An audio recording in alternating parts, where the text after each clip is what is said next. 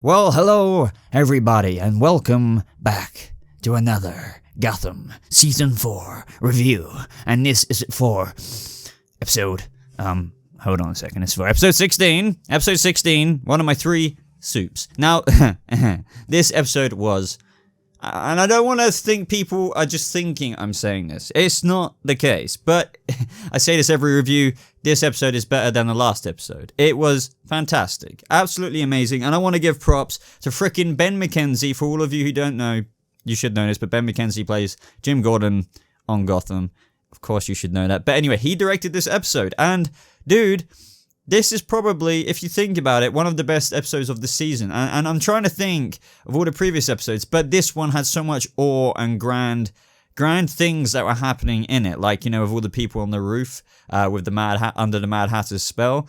Wow, I did not expect stuff like that. Now, of course, everybody, I dedicate this video to the 764 out of the 764 people who voted on should I do the trailer reaction first, should I do the review first. I dedicate this to the 43% of people who wanted this video first, and to the people who didn't get this video first, blame it on the 57% of people. And yes, I had to check the number. I'm not that great at math, no, really. And also to the people who are complaining that there's light flickering in this video, it's the autofocus. Basically, I move around like this, and my camera tries to adjust to my face. So, but the thing is, the microphone, it looks like there's light flickering, but really it's just, you know. But holy crap, guys, this episode was really, really cool. I've already said that. What did I think of the first part? I thought the villains teaming up together in that first shot was remarkable. You know, the Mad Hatter, Scarecrow getting his little concoction of weird stuff, you know, chemically stuff that he was doing. Brilliant. I thought they, you know, honestly, I thought the 3 actors, Jervis Tetch, Mad Hatter, Scarecrow, and Jerome was brilliant. That they came out remarkably well. You know, I know there's a little bit of bickering going on, but I like how they pulled that around. And I just want to say again, this is why I love Gotham at the minute more than the other shows. You know, last season I didn't think it was necessarily my favorite over other shows, believe it or not, but season 4 of Gotham beats The Flash, beats Arrow at the moment. They can pull it back in the last few finale episodes. And I'm not trying to trigger people, but yeah, at the moment, Gotham Season 4 has slain the other shows. But one big reason is, you know, there was that gruesome scene where that security guard killed the other guard, and not only that, went like this. Now, this is what I want in my comic book shows. You get that with the Marvel shows, for crying out loud. I guess the CW are just trying to appeal to teenage audiences a bit more, I guess, and they're not allowed to do stuff like that, or they don't want to take the risk, blah, blah, blah. I'm not trying to trigger anyone. I'm a huge fan of the CW shows, but I'm just saying this is what I feel gives Gotham that edge. One thing that gives Gotham the edge out of a few other things this season so far is the adult stuff like that. It's brilliant, freaking brilliant. It means they can do so many more things which are probably going to happen like that in the last few episodes of this season. Also, guys, we can't forget that the dynamic duo, no, not Batman and Robin, but Harvey and freaking Jim. I love them together. I'm so glad they're back together. It feels like, you know, the world is in balance again when those two are back together. I loved, you know, everything from anything. I loved the moment when Harvey went in the freaking car to listen to the radio to make sure he found out the right station. Yes, you know how I do. You know I don't talk chronologically necessarily. I loved Jim in this episode. He's sometimes a bit not so emotional, Ben McKenzie, in this role sometimes. But you know, I'm not saying he's bad. I'm just saying sometimes I don't always feel like, wait, he's trying to freaking, you know. But this episode was great for him. I loved just how he's really taking those steps towards Commissioner. Just, you know, with all the others, when it's going over towards just after the Arkham breakout, the other cops were just, oh yeah, Captain, what's going on, Captain? And he's just like, all right, settle down, this is what we're gonna do. You go after that person, I go after... You know what I mean? I love that. He really is very Jim, just minus the moustache, you know, and I can feel it. And you know, not only that, this man directed such an amazing episode, Ben McKenzie. And that, I really felt it with Benedict Samuel, who plays the Mad Hatter. Now, in Season 3, guilty confession, some of you may already know this, but I really, really felt like the Mad Hatter plot dragged on. Now, I know plenty of you have said, I actually really loved the Mad Hatter in Season 3, loved him so much. I didn't find anything necessarily wrong with him. I was all up for that, but I just felt like I just didn't enjoy Season 3 a massive deal, like just in terms of the Alice Tetch virus and blah blah blah, that dragging out. But anyway, I really loved the Mad Hatter this episode. Holy crap. Especially that scene with Gordon and Bullock where he was doing lots of the rhymes, but as he was walking off, he was shouting, and the way it just went, that was a performance, probably one of my top performances out of all the seasons of Gotham. Like, I'm not even kidding you. And then you just realize it's not one rooftop, it is all of these rooftops as well. And you just think, they've brought comic book level drama, which sometimes you actually can't bring to TV. It just doesn't play out well. It's just not as dramatic as it seems to be in a comic, or realistic that you can do on TV. But like, they did it. I mean, oh my god, Jim must have felt so much pressure. It was Jesus, man. It was so good. It was so good. Now let's also move on to Bruce and Selina. I thought it was really cool. I like those two together. We got more basically Batcat. I did think it was a bit ridiculous. This show isn't without its faults, in my opinion. This is just my opinion, my review. That, breaking in front of a whole station of cops to the captain's office is a bit unrealistic. And yes, I'm not one of those people who say, oh, that's unrealistic, and then the other person says, well, of course, dude, it's a goddamn comic book show, a comic book logic. But no, there are some things that obviously can be unrealistic, like a freaking meta-human. But then there's just stuff that, I don't know, I guess I have to say comic book logic, because that just happened because it happened to happen, and it just did happen. And there is a possibility, I guess, in all realism, very minimally against the odds that it could happen.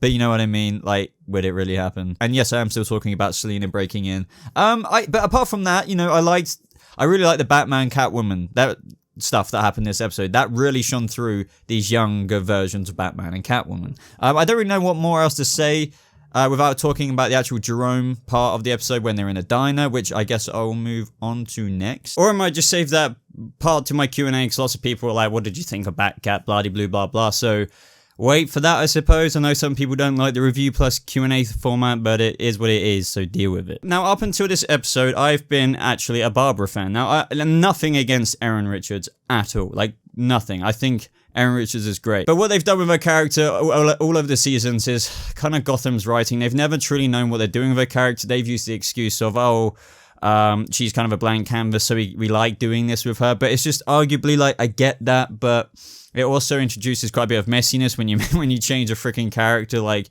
into 4 or 5 different characters across the seasons. But this character version of Barbara this season, I've kind of liked, maybe because she's been a bit more quieter, but I also don't mind her being in this, like, the sirens thing going on. I don't mind all of that. I really liked her until this episode. But you know what I'm talking about, the freaking League of Shadows. That moment. Now, I really don't want to get too political with stuff like this, because you always end up upsetting somebody, not everybody, but there's gonna be some people who are upset. Now, what can I say about it? I didn't really mind at the beginning when obviously she was like, oh, she's a demon's head, that's what's really going on. I dig the whole power thing, only because I thought Alexander Siddig would still be coming back. And I didn't think Ra's would be really actually communicating with through or whatever, or she might actually be the new Ra's al Ghul, and Alexander Siddig is actually gone. And now actually I'm thinking, is that the case? And is he only going to occasionally communicate with her in her head? But really, she has to pick up. I don't know, guys. That is, I guess we have yet to find out. But my god, I've always liked Gotham subliminal messages, politically nithy and all that kind of stuff. But I feel like they did personally kind of cross the line when all the male assassins just got killed like that. I get sending messages and things like that, but I don't know if that is all of their assassins. I have no idea. Did they really all just come into that room? Is that the entirety of the League of Shadows in different versions of the stories, in different shows? You have different numbers of, within the League of Shadows. Now, the general reception of that has actually been very triggering for people, and some people hate it when I say triggering, but it's like, get over it. You get the terminology I'm using. It has triggered a lot of people, because I'm not going to give too much of a personal opinion, but I totally get what people were saying. Like, people are giving comments out like, oh, what do you think of the League of Feminists? What do you think of, all the women killing all the men in the League of Assassins? Also, during this episode, obviously, Cameron, you're doing a great job. Now, I'm getting also a lot of comments, and I'm seeing people saying, why is Jerome acting so different? Are they doing it to separate himself from the new portrayal of the Joker, who's also being played by Cameron this season? And I definitely do get what people mean. Jerome's personality has changed a bit. And I've had like conversations with friends and stuff saying, I don't know if it's changed too much, but I get what you mean. And some people are saying that they think it really has changed from season 3's. I don't know. I like to think, comic book logic as always, that, you know, he's just grown a bit more confident with a lot of people under him now. You know, he went from just a crazy lunatic to somebody who's also a crazy lunatic but with a following. That must give you a bit of ego. And that's what I definitely felt when he was escaping Arkham. But in the diner scene, I loved all the jokes and everything. I felt like that was still very season 2 Jerome. You know, remember like in that moment where they had the chainsaw and he was mucking around there and things like that. That wasn't particularly freaking amazing to me. But that's what I kind of got from this episode. He was still cracking jokes, still having the laugh. But some people are under the impression that maybe he is trying a bit too hard to be different. I don't know. I still think it's the same old lovable Jerome, and I can't wait to see more. Obviously, I absolutely adore the fact that we've learned a bit more about Jerome's origin, because obviously it was the uncle and parts of the family there. That was very interesting, and you do actually feel sorry for the psychopath that is Jerome. Like, everyone loves Jerome, but if you remember, if he was a real life person, it would be very, very bad. But you kind of can sympathize a bit sometimes, even with the worst of people, when you hear that what created that person. And Gotham were really trying to bring across that proto one bad day moment. Obviously it kind of wasn't one bad day for Jerome because he was getting beat like over and over again for multiple years, I'm guessing. But also there's other interesting parts where we didn't really learn anything about the twin or whoever the family member is, but he did, I believe, correct me if I'm wrong, but I swear he said we a couple of times. We this, we that. He didn't specifically say Jack or Jeremiah or anything like that, but he said we and things like that. And obviously he eventually got the location for this place he wants to go to. So, you know, some people think I can't remember properly if it was a school or a college, whatever. And yes, I do believe that he's trying to find this family member of his who is his brother, from when he was younger. As to why, I guess I'll get to that in my Q&A. But honestly, I think that wraps up the review side of this video. Obviously, there's the ending scene between Jim and Harvey, and this kind of set the tone throughout the whole episode. Sorry, it just kept coming up again, where Harvey was kind of like, you're kind of a dick, but you're a very good person at being, you know, a bit of a douche at the same time. In terms of Jim has actually broke the law. Technically, he would serve time behind bars. It's very hypocritical, obviously being a police captain and having broke the law. But at the same time, he's a very good person who Harvey trusts that will save his life. I love all that kind of stuff. And I like how Harvey respects Jim a lot, but also likes to remind him and bring him right back down to the ground that there's no heroes in Gotham. And just to keep him, I guess, from being very egotistical. I don't know, but you get what I mean. This episode was such a good episode, and I have to take my hat off to Ben McKenzie. Really going to be a popular director in the future, I'm sure. I'm sure there's going to be plenty of more opportunities for him. But yeah, I guess we're going to move on to the Q&A part of this video. So question number 1 comes from Beston Preston, and he asks, what did you think about the League of Feminists with 28 upvotes? I think that was the most popular comment. I've already kind of spoke about this. My answer to it is, I don't know if actually all the males are dead, because was that all the League's members? But let's just assume they were. Obviously, I don't want to get too into this. I get that the men were obviously being sexist, that a woman can't lead them. It's just like, well, screw you, men, kind of thing like that. But then killing all of the men? I would have liked that they would have seen respect for Barbara, got respect if she did something else or something like that, I guess. And then, you know, the League of Shadows would follow her or whatever. I'm still not down with the story anyway of Barbara being the demon's head, if that's actually how this is going to play out. But yeah, I don't think killing was the right way to go about it. Down to every last man. I would have rathered, if this was me, that, as I just said, Barbara would have done something to win over the men, despite their ridiculous sexism. Question number 2 is from Mouse in the Casino, hashtag YOLO. So 100% now Jerome is looking for his twin. In one word answer, my friend. Yes. Psycho Brick says, what do you think Jerome need that address from his uncle for? Do you think that's where the relative is?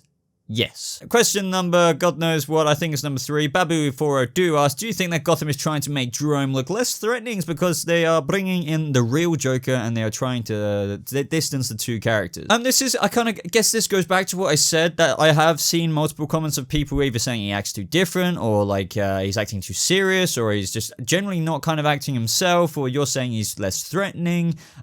There's evidently a difference here in Jerome.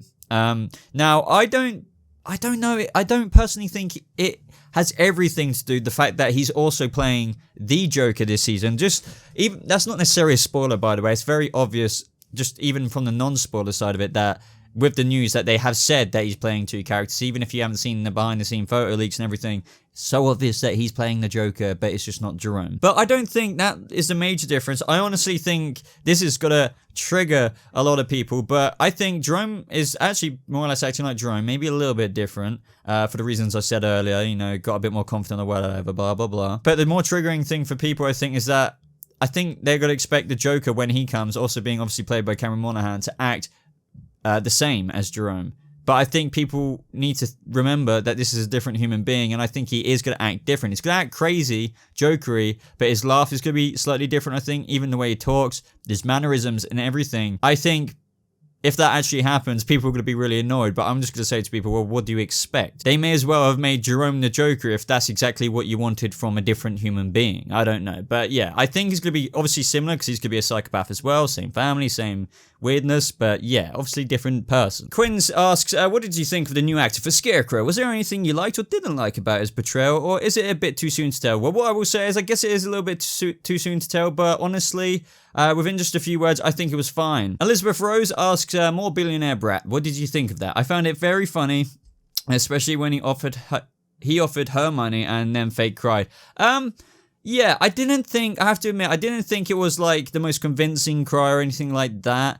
I don't know. I guess maybe in real life, still, if you did that, if you were the other person, even if you thought it was slightly fake, would you accuse them of lying? I don't know. That's just going too into it, I suppose. But no, yeah, I like the more billionaire brat. It's a very important part. I think they really are sticking with this version of Bruce Wayne to be that billionaire douchebag person, or just this problem, even when he's not being a douchebag, like when he's crying, or here, take $10,000 or something. I liked it. I really did. Zach Lachan says, what an amazing episode, Boba. Why did you think Jeremiah is so important to Jerome all of a sudden? Like, why wasn't Jerome so gung-ho about finding him back in season 3? And why does Jeremiah seem so important in getting all of the villains together? Keep up the amazing work, sir. So, why wasn't he important in season 3? Because I don't think the writers knew what they were particularly doing then. So like plot hole thingies like that, I'm sure they might even come up. Like you could, if you're an amazing writer, you can always actually repair something like that by saying, oh, because maybe you didn't know him about that or bloody blah blah blah, and somehow in between Arkham blood he found out blah blah blah. This is what I mean, plot holes or whatever.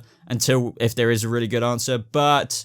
Why is he so important? Because let's just safely assume that he's a psychopath. He realizes that his brother actually might be very handy. Maybe potentially Jerome realizes he doesn't have too much time left to live because he's been reborn. Who knows? I don't know. There's a billion different reasons, and I can't, unless you know what you want on my speculations, think too much of a reason why. Apart from the very obvious one that he is already going to be psychotic and he is going to make the city mad, and he wants that from his twin, but I think there's going to be a bit of drama there as well. Fox Ninja 4000 asks, what did you think of Jerome's uncle and the uncle's friend? It seems to me that the entire family may be a bit crazy. Also, Scarecrow was a different actor, right? Yes. I honestly couldn't tell from the voice, as if they're trying to make it seem as if he was still the same actor. I think, well, I could definitely tell from the voice, but I also knew he was a different actor. But back to your first part, yeah, I felt sorry for Jerome, but as for the uncle and the uncle's friend, dicks, man, like absolute dicks. And that's definitely what broke Jerome into this crazy person. Now, this is a popular question. Bat Seal asks, how did you think Scarecrow got into Arkham? Literally, back in the beginning of season 4, he got captured and went to Arkham. It's just everyone thought, like, including myself, that he was out on the streets. They didn't exactly show him getting arrested. They kind of cut the scene off early, but behind the scenes, let's just assume they put him in Arkham. That's how he got in there. quite literally. Marco Sotos asks, what are your thoughts on the Batman Returns S scene with Bruce and Selina? Well, I kind of mentioned this earlier in just terms of, well, actually didn't specifically, but I loved all the scenes, whether that's, you know, what you're referring to and stuff like that, and, you know, him leaning over and she's just like, she was actually going to accept that kiss, but then she was like, oh, okay. Or whether it was the gun moments. I loved all of it. Very awesome Batcat. I think those two together really do give off a brilliant portrayal of what they are actually like in the comics when the comics comes to Batcat. It's really, really good, and I can't wait for more stuff like this. It was wonderful. Akash Chandra asks, do you think the villains team up will split into 2 groups and go against each other like Penguin and Riddler versus Jerome Squad? I don't know. I definitely think there's going to be a bit of stuff going on like that, because I actually made a little mistake, or actually didn't realize it in my video, but some of you guys pointed it out, that the Mad Hatter seems to have this girl who I thought was protecting Jerome's family member. Now this still could be the case, because it seems like she is in future episodes with Jerome's family member in it, so that's where this is confusing. But the detail I forgot to mention in yesterday's trailer breakdown that some of you actually mentioned is that that's the same girl who knocks Jerome out in the trailer for next week's episode is also in the elevator with Mad Hatter, and she looks very under his spell. So maybe the Mad Hatter is, you know, against Jerome, but maybe the Mad Hatter has secretly got, you know, these are really theories popping out. Maybe the Mad Hatter is actually working for Jerome's you know, twin or whoever that is. I don't know. You see what I mean? But it's kind of confusing, because I think she's been seen in a few episodes' time as well. So it's like, what? Sandstormer123 asks, do you think Tabitha will take down the demon's head and become Talia al Ghul due to resemblance? No. I think, with all due respect, with all due respect, that is really jumping the gun. Like, Tabitha is Tabitha. Tabitha is Tigress, really. And just because she looks like Talia al Ghul doesn't make her Talia al Ghul. Just because Barbara is Barbara Keene and could look like Harley Quinn doesn't mean she's Harley Quinn. That's not going to happen. Carlos Acosta, what's next for Barbara? Honestly, it seems like she's going to be the Demon's Head. I'm kind of petrified. I really feel like Gotham was setting up something so good with other good storylines like the Jerome storyline going along, but I feel like they might be tripping up at themselves because, you know, I expected Alexander Siddig to come back. Now, that could still happen, but I don't dig Barbara being the Demon's Head. I kind of do, but I don't at the same time, especially with what happened, but also the fact that I wanted Raish to kind of come back. I thought maybe he would communicate through Barbara and temporarily be the Demon's Head for a couple of episodes, and that could happen. It could happen. But it really does seem like, from what they said in that episode, or like what Raish said to her, like so I choose you. You're gonna be the Demon's Head. Bye. See you later. Bye. So what's next for Barbara could be another absolute fandom rejection. I don't know. Zoe Harrison asks, I love the Scarecrow look. Is very Batman Arkham Knight. I love the Scarecrow look too. It is very cool. It is slightly updated. I don't think it's massively updated, but yeah, Scarecrow is freaking spot on. But ladies and gentlemen, that is all the time I have to answer the questions in this side of the review/Q&A part. I'm sorry if I didn't answer your question. I know some people get upset about that, but I can only pick out so many. I truly don't pick people for people. I just pick the questions. Quite literally, I just pick them, like, you know, take a screenshot and there it is. But if you enjoyed this video, everybody, really appreciate it if you smash that like button. I know that's so cliche to say, but you guys quite literally do make that hand become fire, you know, out of all my other videos. So it's brilliant to see. If you're new to this channel, why not subscribe for more Gotham videos like this? I am your source for Gotham on YouTube. Not anybody, I'm joking, but like I'm pretty good at it, aren't I? No, but without your guys' support, I wouldn't be where I am. So thank you very much for watching this video. I guess I would say if you want to stay a little bit more up to date with me personally and you have social media, why not follow me on Twitter? I mean, if you already have Twitter, why not follow me on it? And the other ones, they're popping up on the screen around here. If you want to support the channel even further, I do have a Patreon page. It is at the top of my description. I believe the tiers I have set up are pretty cool. So if you do decide to pledge any amount of dollary money or whatever, hopefully you will like the rewards in return. I think they're pretty cool. These people seem to think so, and I want to say thank you to these people because you really are allowing me to do YouTube a little bit more. Obviously, you know, obviously through your pledges means I can take time out of what else I'm doing, which means more videos for you guys. You get how it works. That's the whole point of Patreon. It supports the creators like myself do what you like, do what I love, but what you also love from me, I guess. So yeah, link to Patreon is in the description, guys. And also I do have a Discord server. If you know what Discord is, well, I guess you already know. But yeah, why not join? Because we all talk about, you know, all the nerdy, geeky stuff there. And I do this sometimes. I did it last video, yeah, the trailer breakdown. Write in the comment section down below. Boba Fuel. $2.13. Hashtag Boba Fuel. If you got this far on the video, you know I love it. Fan art. Get it. Coming to you soon. Other than that, guys, thank you so much for watching. I appreciate whoever got to this point in the video. I know I blab on sometimes, especially with these plugs, but you know, I love you all. Thank you so much for watching, and I'll see you in the next video. Where is Harvey down?